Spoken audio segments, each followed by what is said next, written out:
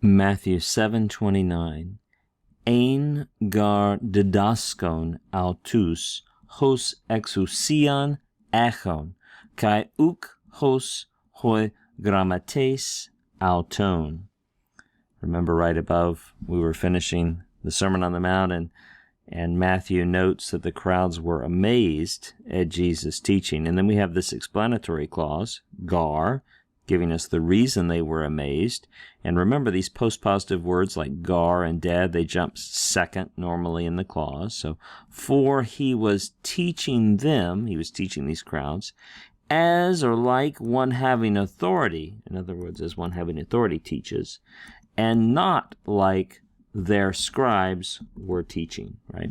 And if you've never read some of the traditional Jewish teaching of this time, of course, there's debates about some of the exact dates on when we should put some of this, but if you read some of the Mishnah, you'll see a lot of the Jewish authoritative teaching was appealing to the authority of previous scribes. Very different from the way that Jesus taught, where he said, truly, truly, I say unto you, right? This is true because I say so, says Jesus. Very different than quoting Rabbi Eliezer or Rabbi Gamaliel. Let's look at this construction right here. We have ein plus didaskon. That is a form of ami plus a participle. Do you remember what that's called? That's called a periphrastic use of the participle, a form of ami plus the participle. Here, that ein, I'll remind you, the imperfect forms of ami.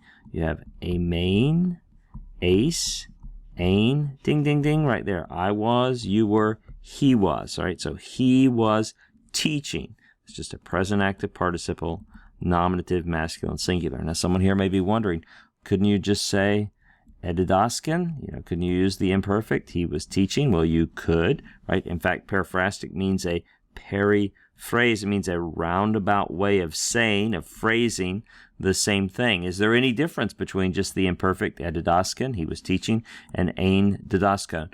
Well, scholars generally are agreed that there's a greater emphasis on the verbal aspect of the participle in this construction than in this construction. So the periphrastic construction places more emphasis on the verbal aspect. Here, the imperfective aspect. So Jesus' teaching, we might say, paraphrase, was characterized by. What was his teaching characterized by? It was characterized by the manner and the authority with which he taught, unlike the derivative authority of the scribes of his contemporaries.